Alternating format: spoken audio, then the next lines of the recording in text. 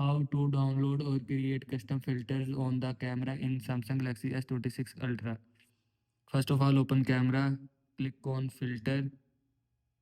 Here you will see filter.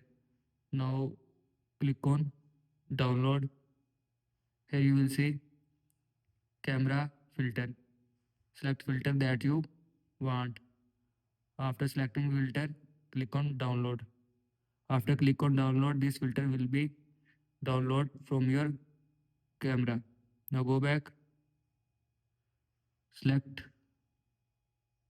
picture that you want to create custom filter. After selecting picture, click on create, click on picture, adjust size.